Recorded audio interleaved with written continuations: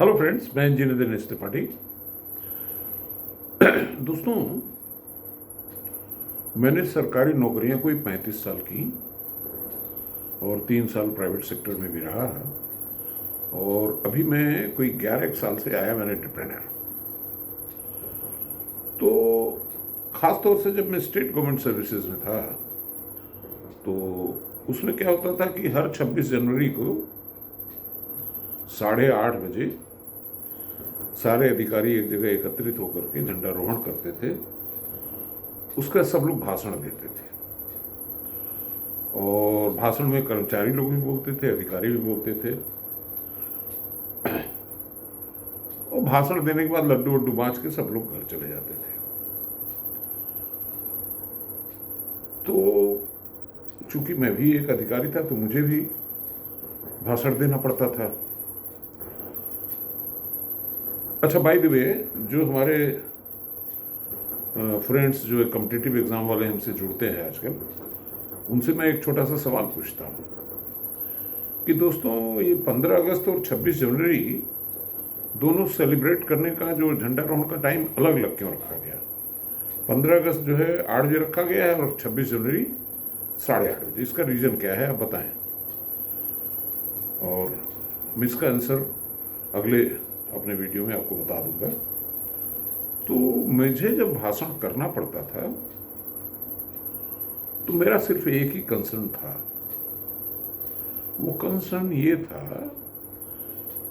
कि चूंकि मैं आपको बैकग्राउंड बताऊं कि 1962 में जो इंडो चाइना वार हुआ था, तो हम लोग गांव के रहने वाले थे। तो चूंकि मेरा भाई जर्मनी में बर्लिन यूनिवर्सिटी से डीएससी करके लौटा था, तो वहाँ से एक रेडियो भी लाया था बड़ा भाई मेरा। तो वो रेडियो सुनने के लिए खासतौर से इंडो चाइना वार के टाइम में पूरे इलाके के कम से कम 100, 200, 400 लोग इकट्ठा होते थे।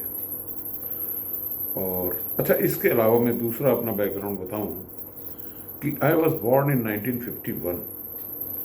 तो आज़ादी के कुछ ही साल बाद के वो समय थे, और हमारे बाप दादा आज़ादी की लड़ाई में भी थे। मेरे ननिहाल पक्ष के भी थे, और इसके बाद जो हमारी बहनों की शादी हुई, हम उसमें बच्चे थे, तो वो लोग भी स्वतंत्रता सेनानी थे। कहने का मतलब कि वो देश प्रेम का जो जज्बा था उस समय पैदा हो गया। और जब 1962 में इंडो चाइना वार हुआ, उस समय तो मैं करीब 10-11 साल का रहा हूँगा।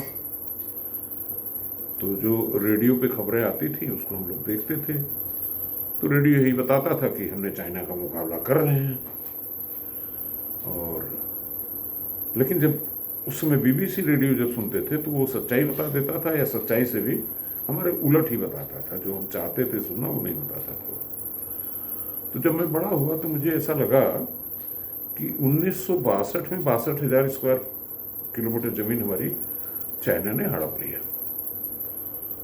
तो जब मैं नौकरी में आया, जब मुझे भाषण देने के लिए बाध्य किया जाता था, तो मेरा एक ही कंसर्न था कि हम अपने को इतना मजबूत कैसे बना लें कि हम अपने चाइना को ज़मीन जो हमने खोई है उसको वापस ले लें। और इसके लिए हमको परिश्रम करना पड़ेगा। जो आप 10 बजे आते हो, 5 बजे चले जाते हो, थोड़ा एक्स्ट्रा आवर्स भी, और जितने टाइम आप अपने काम पे रहते हो उस समय काम नहीं करते हो, गप ज़्यादा मारते हो। This was my speech. जो स्टेट गवर्नमेंट में 32 साल की स्पीच को निकाल के रखें, तो हमारे कंसर्न में सिर्फ चाइना था कि how can we beat China. इसलिए मेरे प्यारे दोस्तों, वो कंसर्न मेरे रिटायर होने के 11 साल बाद भी है। तो जिस क्षेत्र में भी आप हैं उसमें आप यही सोचें कि अरे, चाइना ने हमारा 62,000 स्क्वायर किलोमीटर कवर कर रखा है, कैप्चर कर रखा है लद्दाख में, लेह में। उसको हमको वापस लेने के लिए हमको क्या करना चाहिए, बजाय इसके कि हम एक दूसरे की टांग खिंचाई करें, एक दूसरे की आलोचना करें। Let us see what we can contribute to the nation so that we can get our land back. Thank you.